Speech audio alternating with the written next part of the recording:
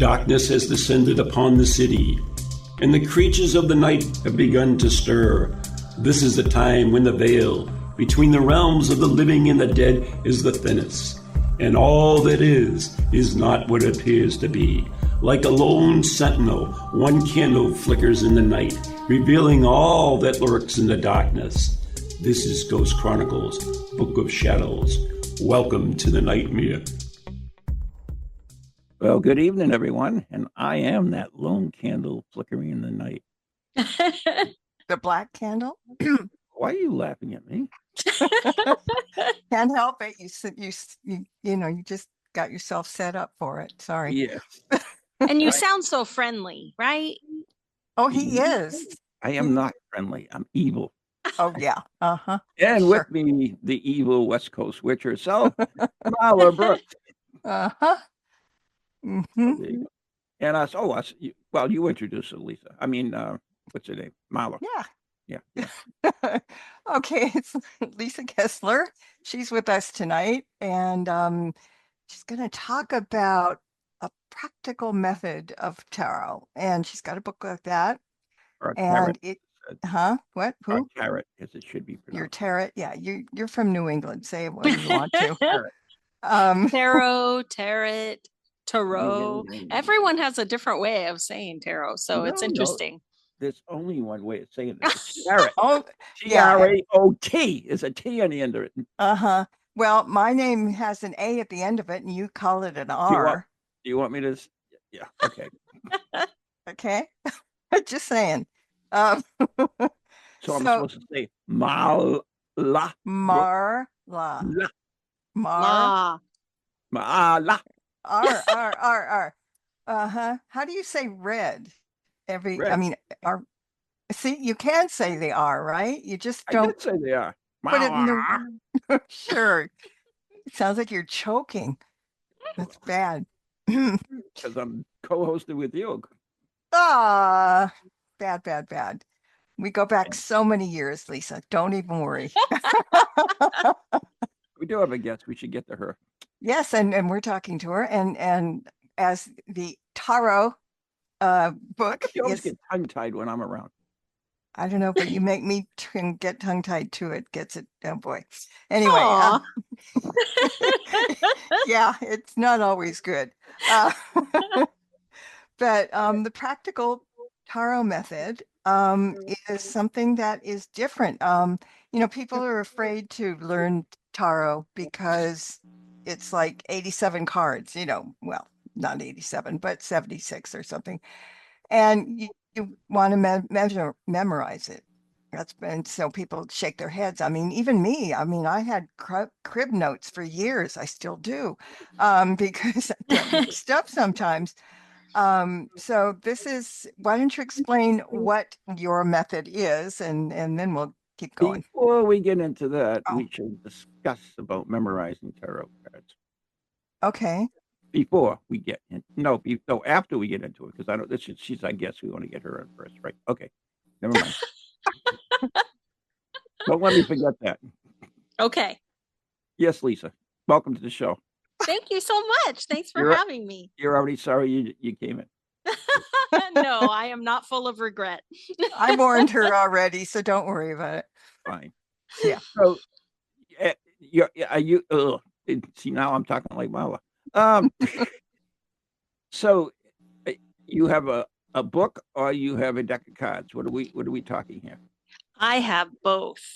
Ooh. I know, right? Pretty fancy. Mm-hmm. Yeah, I have the Practical Tarot deck just came out, and also the Practical Tarot Method, which is a book about learning to read tarot cards intuitively so that you don't have to memorize. See, that's what I was talking to say about. See, you and I are on the same page. Sweet, we can be friends. Yes, and Marla can be, third wheel. No, she's my friend as far as Oh, here we go. She was my friend first. Well, no, it wasn't that, but we were talking about reversals, and we agreed on that. So she said we could be friends about reversals. Mm-hmm. Yeah. Yes, we get to be BFFs now because we agree on reversals. Mm-hmm. And now you too, you join the club. No. No. Nice try. All right, carry Okay. on. So you've taken the regular tarot cards and you found a new way of dealing with them, or Yeah, basically, I in my the way I teach it is that there's cycles in tarot that actually mirror what our cycles in our lives. Sadly, we can't just only go up. It's always up and down and up and down and around the corner. And, life never goes in a straight line.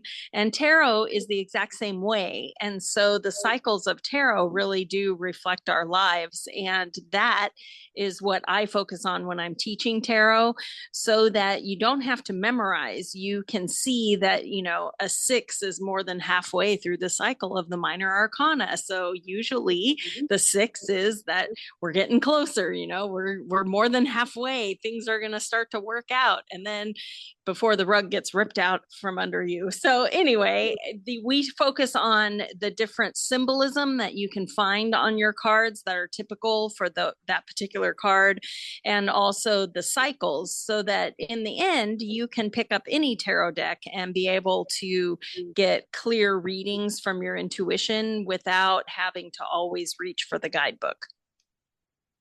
so isn't that really what tarot's about, though? Is that when you look at a card and why, for instance, Mahler and I might look at the same card Right. and we have different interpretations, is that we are Yes. we are drawn to our inner selves rather than uh in reading the card versus just a textbook definition. Exactly. That's how reading tarot should be. But too often there is that urge to, reach for the book and have the book tell you, no, you're wrong. But your intuition, as soon as you turn over the card, that is your message. That's why you drew the card. And so sometimes we reach for the book and instead sit there confused, going, well, this doesn't really make sense with what my question was. And the reality is, you had the answer as soon as you turned it over. And yes, your interpretation of one card is probably going to be different than Marla's. And I would say, as a tarot reader for other people, when I read tarot, sometimes a card will have a different message for one person than another. And I'm still the same reader, but the message that I get when I flip over the card, maybe for one person, I'm focusing on, the character on the card, and another person, I flip it over and all I see are the birds flying around. And Mhm. so to me, that message would be, ooh, your spirit guides and angels want you to connect more, and they're right there to support you. So, the readings are very intuitive because it's what you get as soon as you turn over that card. So I feel like everyone's interpretation should be valid, because that's why you drew the card.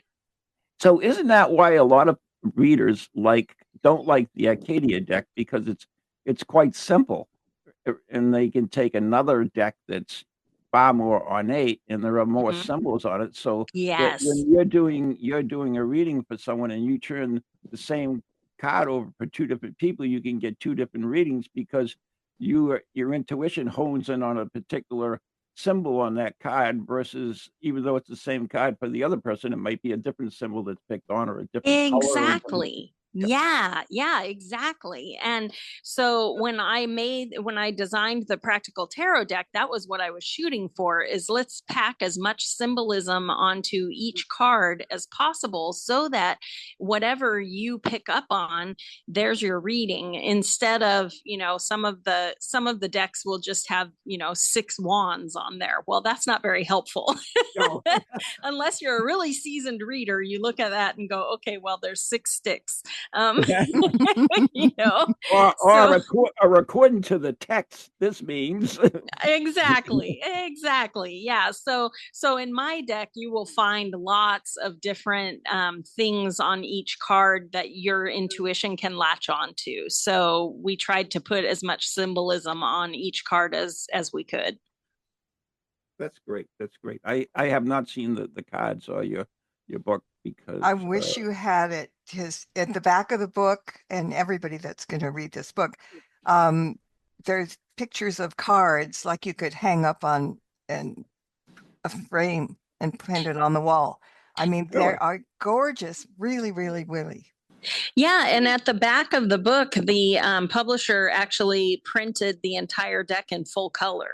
So wow. as you're going through the book, you can see the cards. If you don't have the deck, you can still see the cards and go, oh yeah, look at all the, and connect with your own intuition. Mm-hmm.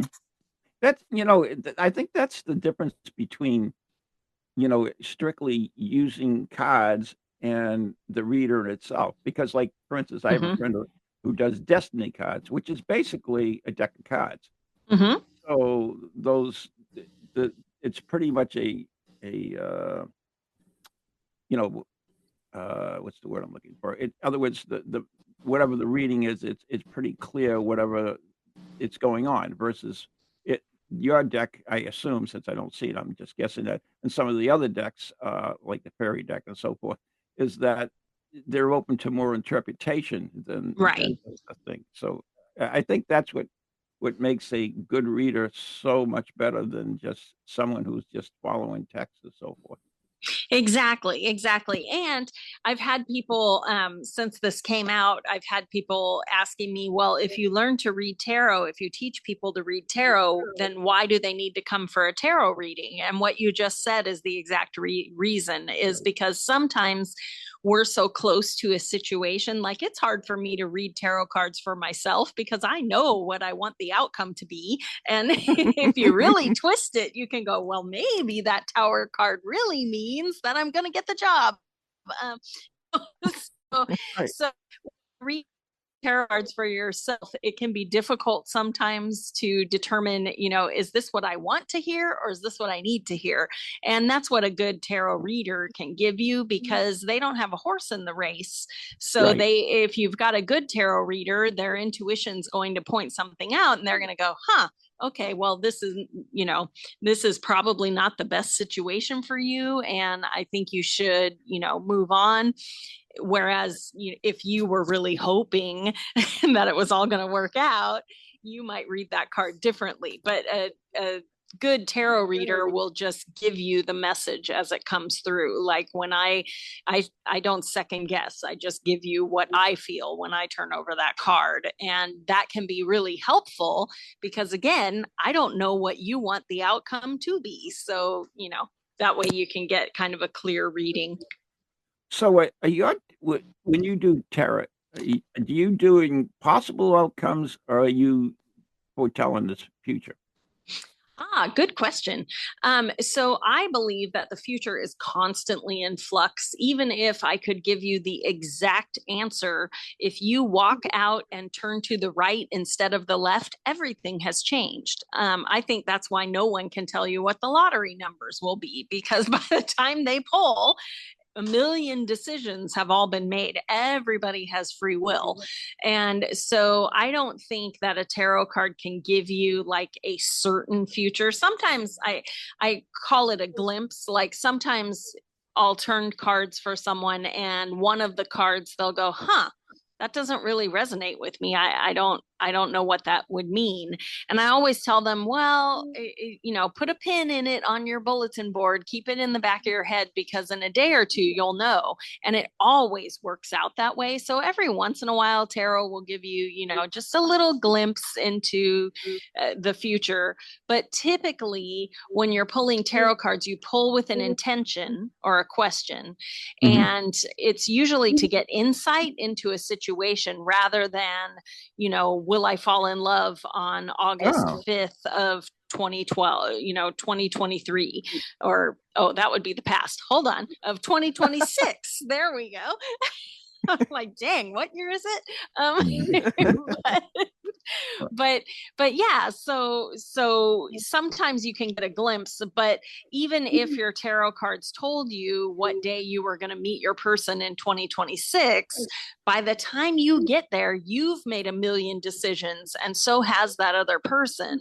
So the chances of it being the same by the time you get to is practically nothing. It just, that's why I think when people get really hooked on dates and all that kind kind of thing, it's almost impossible to tell because the future is always unfolding. And I think if we didn't have free will, then you could you could say on this date, this year, you meet the person, because the future would be linear. But really, we feel it linearly because we age, but the reality is that everyone has free will. So that person may end up taking a job that takes them to a different country, and they're not going to be there on that day now, you know? Mm-hmm. I always got in trouble because my belief is that we're all in control of our own destiny. And exactly. every tiny little decision we make, and we make millions of them each day, leads us in a different path and a different thing. And there's no right or wrong. It's the path we chose, because people say, well, they have guilt about that. No, it's not. It's just a path that we've chosen, and it goes that way. So it's really, yeah. But well, and I feel too, like, even if you take a supposed wrong turn, if it's something that's destined for you, you're going to find it. You just find it on a different path. Exactly. But if it's meant for you, it's not going to pass you by. You're going to keep finding it. You're going to keep running into it. Like, how many times has it happened over your life where there's a decision you're avoiding, or you're trying to avoid it, and then it comes to you from this side and that side, and finally you're like, okay, universe, fine, I'll do this thing, so I do feel like if it's something that's meant for you, you're not going to miss it. It's just going to come to you in a different way. And one of the things that I find out is when you're doing the reading, several cards will have the same message, just a little bit different. And it just goes and goes and goes. And really quickly, I was doing a reading for my cousin, or my uncle, sorry. And it kept saying things like, you're not looking over things, you're trying not to do something and going, you're just got blinders on, and there were 3 cards, and I don't even remember what they were, but they all said the same thing. You have to do this. You have to listen. And I looked at him. I said, do you know what you're talking about? I mean, what it's saying? And he kind of says, I think so, but he didn't say anything. So he took it all, I said, well, they think we're stupid, so they keep giving us the same message until we get smart. And 2 weeks later, he called me and he said, those cards were so right. He said, I had to go to the doctors, and I was putting it off and putting it off. I was afraid, and I have lung cancer. Oh, And he said, if I had gone much longer, he couldn't, bottom line, he got 2 years extra life. Wow. But yeah, because that card, and it wants to say, I told you so. I told you so. Right. Listen. It's funny because people will tell me that they keep drawing a certain card, and that happens all the time. And you can pick up a different deck and draw the same card. And it's like the universe will never give up on you and it will keep telling you. And, and the bottom line is, if you want to stop drawing that card, do the thing. Because the universe is on our side, and it's trying real hard to get you to this new opportunity, even though you might be avoiding it. The universe shakes their head a lot because we are. I'm not going to say we're stupid, but we're stubborn. How about that? We are very stubborn. Yes, we're stubborn. And it's funny because I do a lot of manifesting coaching, and it's always that we want our life to be different, but we don't want anything to change. And you can't have both, but it's like, I want to be, financially free, but I don't want to have to change anything about my life, including my job, and it's like, hey, none of that can work.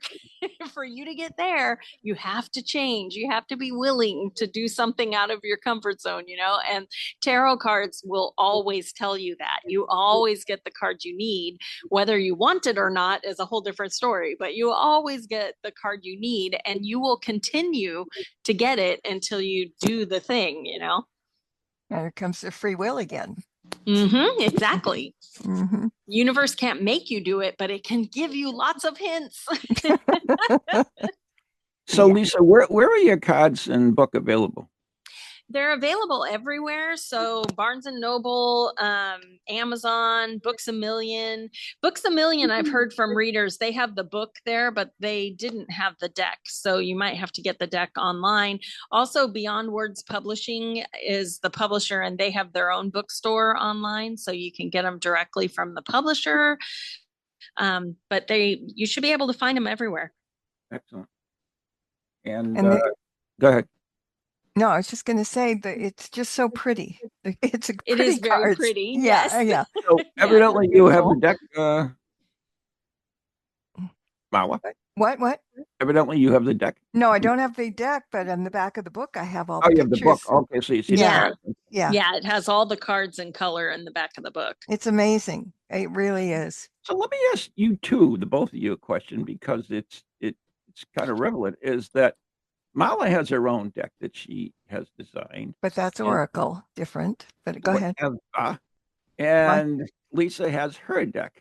Mm-hmm. So, as people who design your own decks, do you critique other people's decks? Could we what? Critique. The word, critique. Oh, Yeah. It's like tarot without the T. I think, we all judge, and we pick up, I get so many decks from all these authors, and, some of them are okay. Some of them are wonderful. Some of them are just so strange that I can't even figure out how to do it. But I think, every one of us does it with their own way. And, if people don't like it or don't like the pictures or whatever, because okay, with me, with the Oracle deck, it's the Witch's Oracle. But we do something like little Egyptian things. So I have the Eye of Horus as a card, for example. Mm-hmm. And people are saying, oh no, this is not a good deck because it's not about witchcraft. Well, it kind of is, and so you get, you look and see what they're saying about you, and you go and check out Amazon. But, we do it for a reason, and some people, just because they don't think it's right doesn't mean it is, it's wrong. Well, and I think when it comes to divination tools like oracle cards and tarot cards and things like that, everybody's life experience is different. So your intuition is going to ping with different things. I have picked up decks before that I am sure I will love, and then I open them up and I'm like, huh. These are not working for me. Dang it. And then I have to rehome it. So I think that all the decks are relevant to their right people. So when you connect with a deck, it works for you. And so I don't think anyone's deck is lesser or anything. It's just a matter of, how many people does it resonate with, kind of thing. Right. Now, you mentioned, Marla mentioned Oracle and Tarot. What's the difference between a Tarot and an Oracle deck? Ooh, that's a good question. So Oracle decks have basically no rules. So an Oracle deck can have as many cards as the creator wants or as few cards. It usually has a theme for the deck. So I have a whole bunch of Oracle decks here. So like there's one, the Enchanted Map is a Colette Baron Reed. So obviously every card is a different place, and then there's like moonology decks where all the cards are the different phases of the moon and all the full moons in the zodiac sign and things like that, whereas a tarot deck has a standard 78 cards, and it has the major arcana and the minor arcana, and it always has those. And the minor arcana always goes from ace to 10, and then it has 4 court cards. Sometimes they change the names of those and have princes and princesses or pages and knights, but it's always 4 court cards for each of the 4 elements. So tarot cards really have their own framework that they work in, and no matter what what deck you pick up, it's going to have major arcana, minor arcana, and the cycles are going to have the same numbers.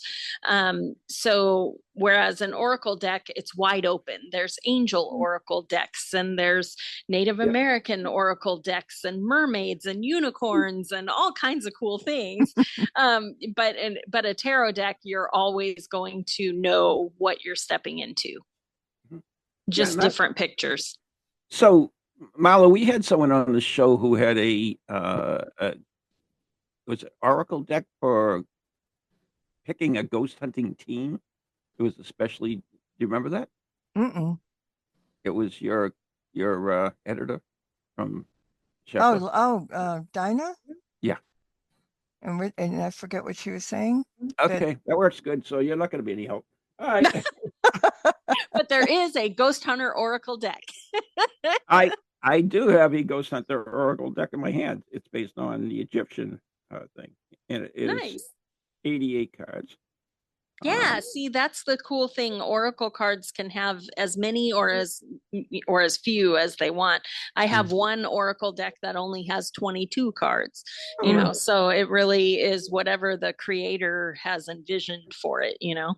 I got 46, so I'm in, you start running and forgetting how you don't want to repeat things, like two things that are kind of similar to the other ones. So it's just, it's easy. And also the pictures on our cards are very much easier to look at. There's no birds flying. There's no hanging person. Right. I've got like a witch's hat, for example, and things like that. So, it might not, for somebody might not have the intuition to figure that one out. But it's a lot easier. And I think a lot of people say about that, you don't have to memorize either because you're looking at the picture. So maybe that's the same thing. Well, and also oracle cards usually tend to have words on them, like 2 or 3 words that are the theme of that card. And you could go read about more. Yeah, you could go read about more of it in the guidebook, but they usually have some kind of words to spark. Like I have one of my favorite oracle decks is the Oracle of the Unicorns. The pictures are just so gorgeous of these unicorns. And it doesn't have everything on it from the guidebook, but like this one says, receive, be open to receiving goodness, believe you're worthy of abundance, and a gift is coming to you soon. And anyone listening, if this resonates with you, this is for you. I just drew this out at random. So, but anyway, so usually on an oracle deck, some of my oracle decks just have like 2 words on them, but there's usually words with the picture, so you have some kind of inkling without having to read all the paragraphs in the guidebook. Oh, all mine says is witch hat or Merlin, yeah. But that can be enough to spark something for someone, they can see that and go, oh, a witch hat. I have to take a break now. I missed the cues. All right, we'll be right back after the following messages.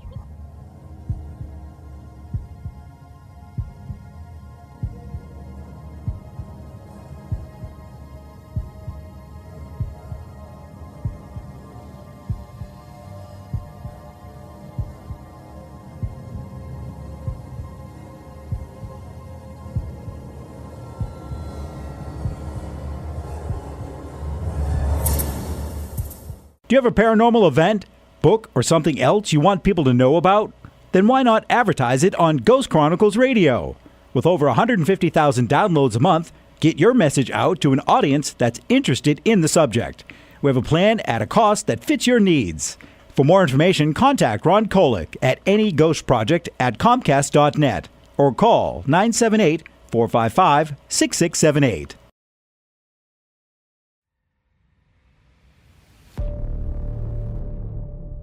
Located in Illinois, there lies a sleepy little town where nothing is a common occurrence. You going to that party in town tonight? Heck yeah! I only turned 18 once. That is until the night of celebration. Where the hell is she? Oh no. No, Jessica!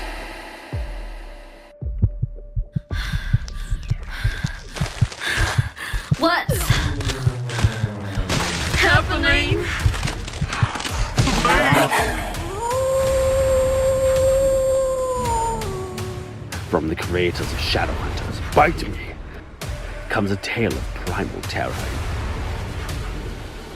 and grindcore mayhem. Shadowhunters, kill, Jessica, kill!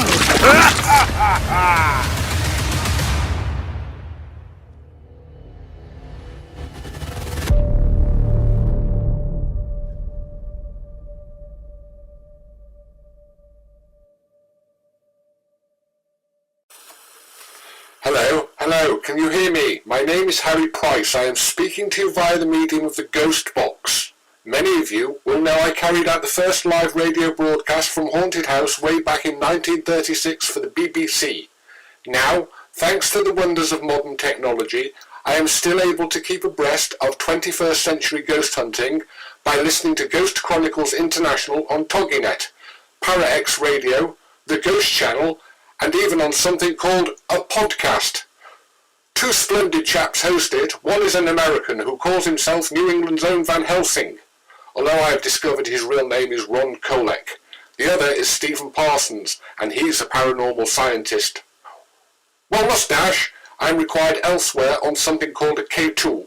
But don't forget, I'll be listening in every Tuesday from 8 o'clock in Great Britain and 3 o'clock on the American Eastern Seaboard. I trust you will join me there.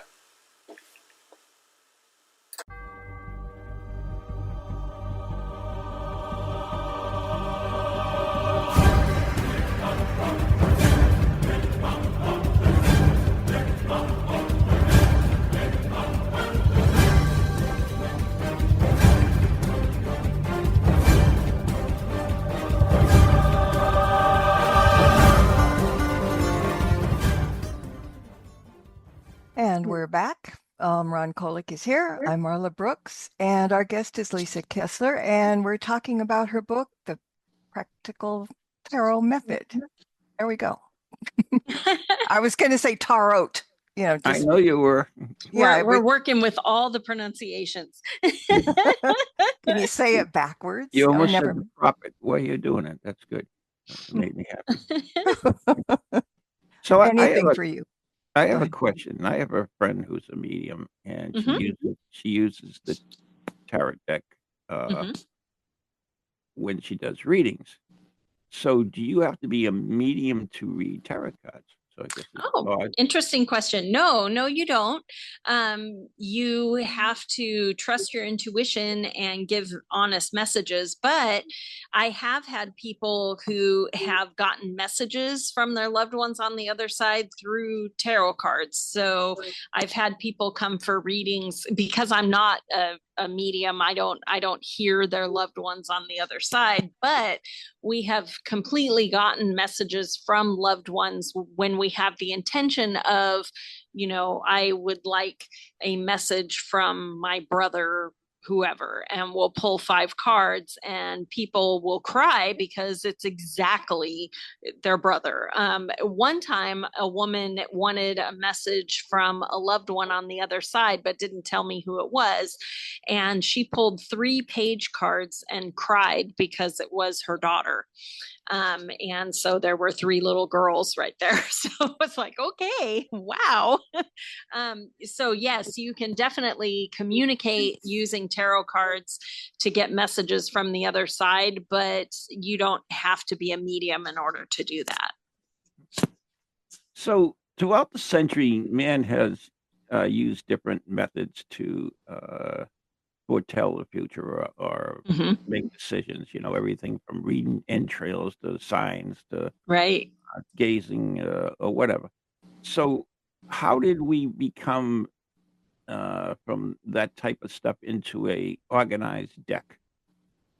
Oh, that's a good question. So when tarot first started, it was with playing cards in Eastern Europe, and the playing cards kind of evolved, and so we still have cards like the Knight, King, Queen, all that are still reminiscent of that original playing cards, but it evolved in like the 1700s to have characters, and some of them have continued to evolve. So the Empress card, we in tarot decks today, we have the Empress and the Emperor, but they used to have the priest and the priestess, and so some of the names have sort of evolved.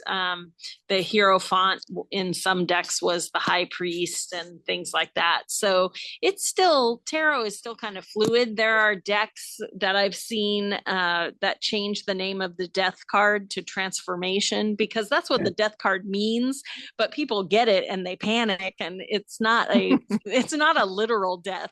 It's closing a chapter and opening a new one. So I have noticed some newer decks that are changing the name to transformation, and some of them are changing the devil card to temptation, because really the devil card tarot doesn't have any religious dogma at all. So it's not that you've been bad or you're going somewhere hot. It's about that devil on your shoulder, where you are still doing something that isn't bringing you joy anymore.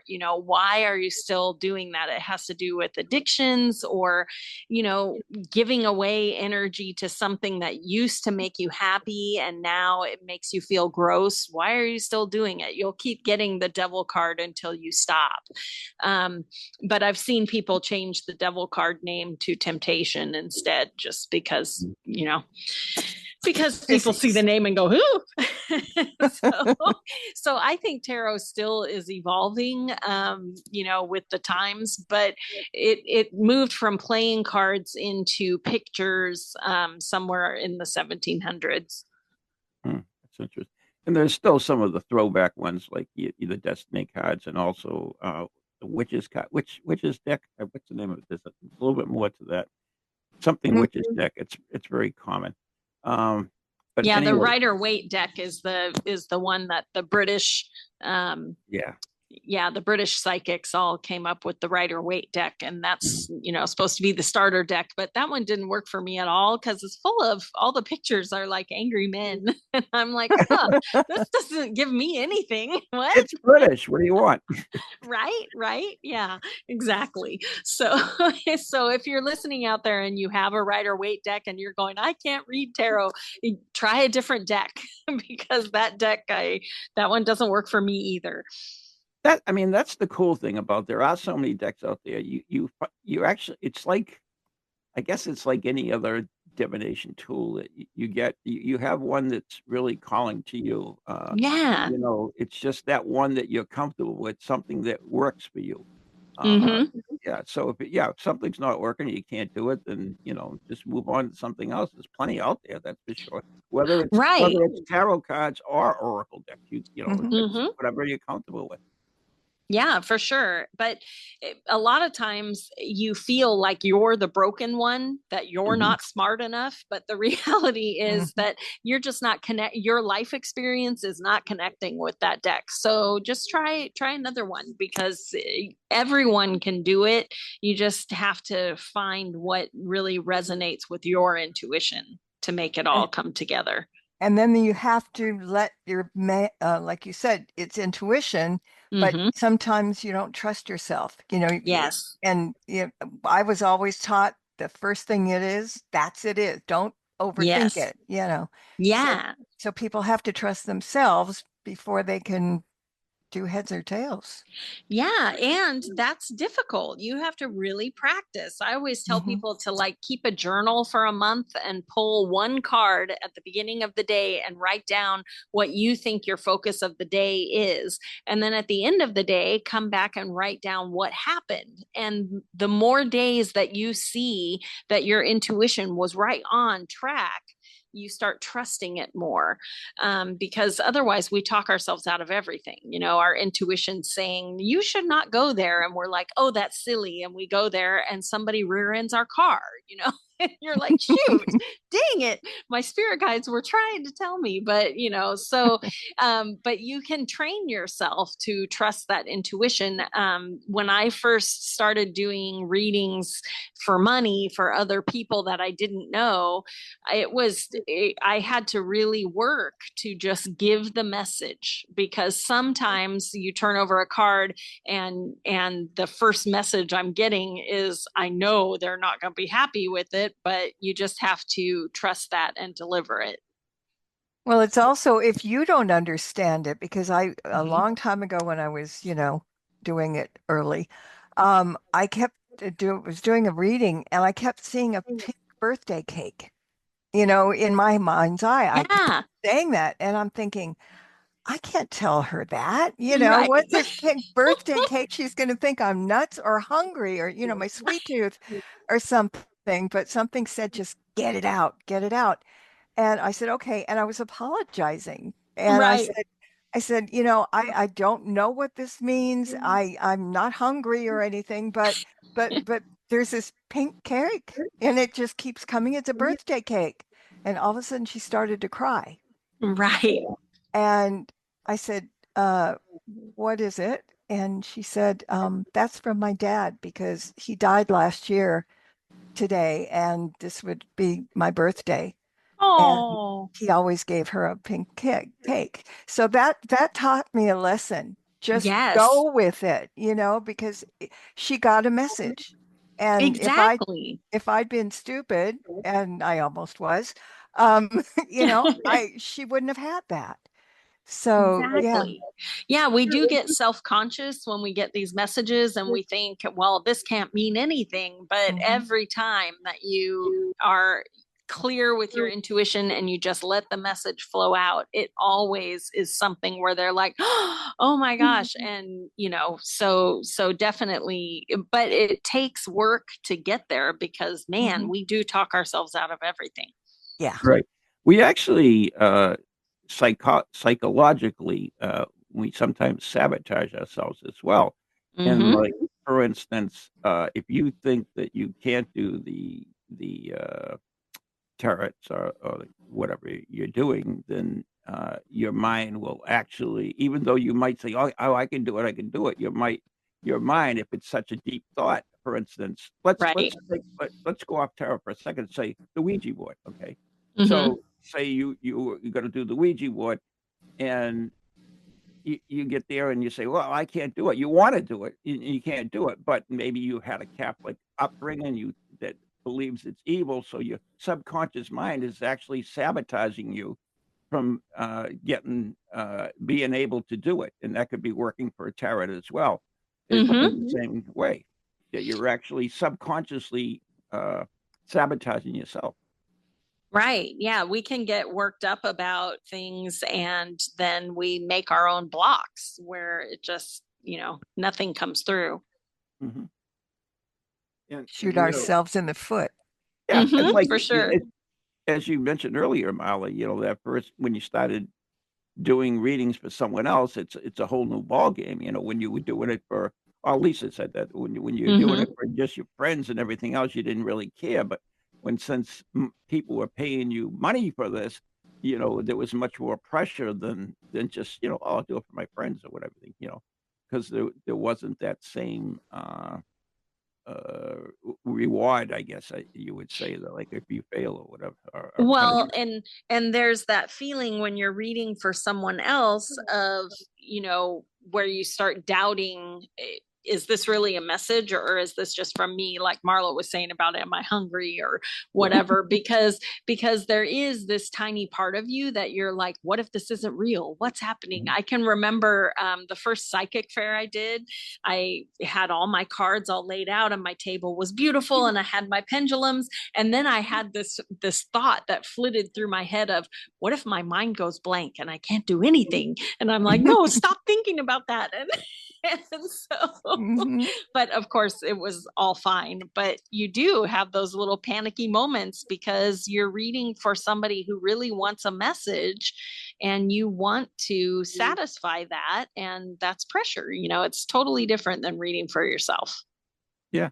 I have a medium I work with when I do my paranormal investigating, and every time we go, she gets all like, well, "What if I don't get anything?" It's like she's all Right. like, it doesn't matter if you don't get anything, you don't get anything. It's not there, so don't worry about it. I don't. It's Right. you put so much pressure on yourself that Exactly. it's difficult. Yeah, because we get all up in our feelings, and then it cuts off your connection to the universe, and you become a self-fulfilling prophecy. Right. So you mentioned that besides these, you teach as well. Yeah, I teach tarot. That was kind of how the Practical Tarot Method book happened, because I used to call my classes Practical Tarot, because I like to give, at the back of the book, I have a few chapters that are just about practical ways you can use tarot every day in your life, because you get better at using a tool the more you use it. And I use tarot for everything. I write fiction books. I use tarot all the time when I'm writing. You can use tarot for all kinds of creative arts. You don't have to wait until there's, some kind of huge situation and then you dust off your deck and, and start using it. You can use it every day. It's a very practical tool to tap into your intuition. If you're a bad meditator, oh my gosh, having a tarot card, pull a tarot card with the intention of, what should my focus be for my meditation? And you pull out a card and you're like, oh my gosh, okay, I am going to meditate on that situation, and you'll get answers. It's amazing. So yeah, the Practical Tarot Method course, when I teach it, we always end with practical uses, practical tarot spreads, things like that. And they're all in the book. Mm-hmm. Are you still teaching classes? Yeah, I have another. I teach tarot for writers online. That's a little bit different, because we talk about tarot for building characters, for building scenes, backstories, all that kind of stuff. And I teach that online once a year. So it's coming up in July. And there's more information on my website. If anyone is a writer listening who wants to join us, it can change your life. It's such a great writing tool. And then I'm teaching Practical Tarot live here in Florida in June. Okay. And if people want to find out more about you and your website, where can they go? Yeah, it's author Lisa Kessler, KESSLER.com. And for tarot readings or manifesting, it's metaphysicalmanifesting.com. Okay. And what you did when you were on my show, picking a card for people that are listening in. You want to do that again? Yeah, sure. Well, we pulled that unicorn card earlier about receive, that good things are coming in abundance. So feel free to claim that, guys. And let me pull out a tarot card here. You get a crappy one, so nobody can claim it. Yeah, right. If that had been a bad card, everybody's like, nope, not for me. It's not mine. Nope. Nope, that's for that guy.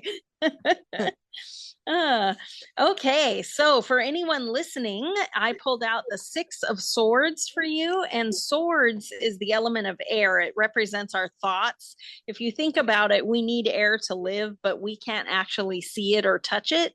And your thoughts are actually just like that. They seem so real in your head, but they are not actually out in the world just yet. And the 6 always has someone floating in a boat downstream with swords in front of them, but there's always oars or a rudder on that boat. You just need to grab it and drive your boat. So the 6 of Swords is usually about that you maybe are going down a path that everyone tells you is the best for you, but your heart isn't in it. So this card is a nudge from the universe to pick up the oars. You can drive your boat anywhere you want. So sometimes people are very well-intentioned, telling you, you should go back to school. So you do, but you're not loving it. And, so stop doing that. You get to drive your boat. It's your life. You know what's best for you. So stop letting the judgments of others be in charge of your decisions. You can pick up the oars and do anything that you want. So there you go. There you go. You have a good one and a bad one. I don't think The the yin Six of and the Swords is yang, bad, life and but dark. Well, your mother might, so that's she true. wants you to, That's true. If your she mom wants wants you you to to go go to to school, school. You yeah. better damn well go to school. And you're telling her, no, no. Lisa No, we got said the that I Six of should not Swords. go to school. Maybe just change your major. Yeah, okay, that works. Yeah, from recess to something else. Yeah. Anyway. So, Lisa, is there anything else you'd like to bring up while we're here chitting away? While we're here chatting, well, I would say also I talked about using tarot for meditating and for creative endeavors, but I would also throw out that tarot is a great manifesting tool. If you are working on some big dream that's in the future, it can sometimes be so easy to give up. And if you turn to your tarot cards with the intention, which is like your question, so you shuffle the cards, spread them out, and have your intention be, what is one step I can take today to get closer to my dream? It can really help you stay focused so that you don't give up, so that you can keep making another step. We don't have to do it all, but if you're not putting energy toward your dream, what does the law of attraction have? It's attracting what you're putting off. So if you have a dream where you go, oh, someday I'm going to buy a house, but you never look on Zillow or poke around or daydream about how many bedrooms and all that stuff, you're not putting any energy out to the universe to get you that house. So tarot can be your best friend when you are working on manifesting, because again, just ask, what is one step I can take today to get closer to my dream? I just pulled a card out. And we got the Seven of Wands, which wands is fire. It's taking action and doing things, but the seven, you're usually there all by yourself with that wand. So this card would be telling me that perhaps you're trying to do everything alone. Ask someone for help. Somebody will be able to help you, but you have to ask. So your small step for the day would be, okay, who could I ask to help? And then you're going to make some amazing connection and you'll go, oh my God. And you never would have thought of it had the card not popped out and put it in your head. So using tarot cards when you're working on a big long-term dream can be a huge help, because a lot of times you may not have a support system around you. You may have people who are well-intentioned, but they're patting you on the head and going, oh, that's silly. So your tarot cards will never do that to you. So that's another use. And just we were talking on my show that oracle cards and tarot cards can be done in the same reading. Yes. And they work very well. So I think people don't think that sometimes, but it works. It does. Yeah, Well, I always have both, because a lot of times you'll pull tarot cards, which give you these different areas of your life. But then if you want more clarity on something, like say one of the cards is a Pentacles and you're sure it's about your work and you want a little more clarity, then I would pull out an Oracle deck and we'll spread that out. And, maybe you get that Receive card that we got earlier and we're like, oh my gosh, you're going to get a raise. Woo! Or there, keep your eye out. There's a new job opening that you'll be able to apply for. So pay attention. So yeah, I use Oracle cards with tarot during readings all the time. Highly recommend. Yeah. Well, that's kind of cool. So I have decided to do a little thing for you. Oh, yay. Okay. And I opened it up and it says, keep on asking and you will be given what you ask for. Keep on looking and you will find what you're looking for. Keep on knocking and the door will be open. So that just came up. That's perfect. And that's what we were just talking about. The only way you don't get your dream is if you give up. Look at that. And you're in a different state with a different deck, and the universe is still speaking the same message. I love it. Wasn't even a deck. It was Matthew 7:7. Hey, From the soul old book answers. Nice. Love it. You know that there is a way of divination with a book where you just flip to a page, or somebody asks for a number and you flip to that page, right? Yeah. So yeah. Those are fun. There's a Yeah. lot of way of divination. I mean, you can use, any deck of cards or a thing, and you can do, angel numbers. right. Sure. Pendulums are great. Pendulums, sure. There's a lot of different ways to do it, but it always, whatever works for you, I guess, is the important thing. But your deck, it seems, like I said, I haven't seen it, so, but from what you're talking about, seems like a much clearer way of reading tarot. So That's definitely the goal. Yeah. Mhm. It's a new idea, but it's an easy one. Anybody can do it. Yeah, so we'll have to get our websites and put it up on our page, Marla, if you can get those for me. Okay, Okay. will do. Lisa, we are just about running out of time, and so I want to thank you so much for being on the show today. Thank you so much for having me. This was fun. No, you're definitely a lot of fun. So you're upbeat. You're the type of person that you want doing tarot for you. Right? Yes. Yes. It's delivered with kindness, Not- but not- honesty. Not the dark, moody person like No, Van Helsing, no. I only write them. So we do have to go. You've been listening to Ghost Chronicles Book of Shadows right here on TogiNet, and we're all good podcasts go to die.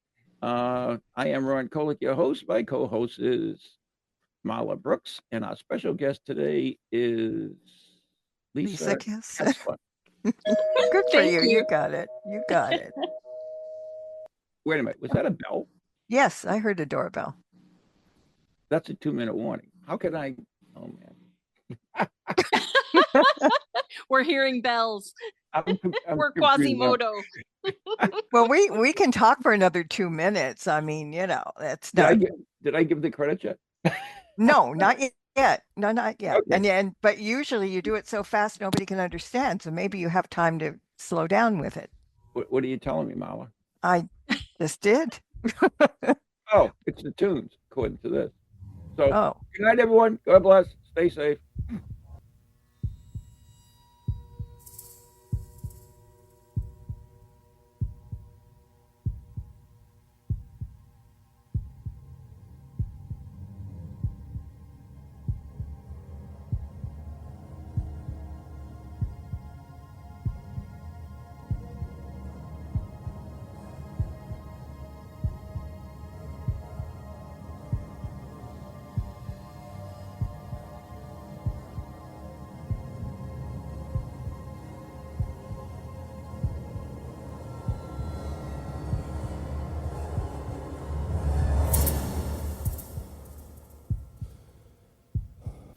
From ghoulies to ghosties, long-leggedy beasties, and things that go bump in the night. Deliver us, good Lord.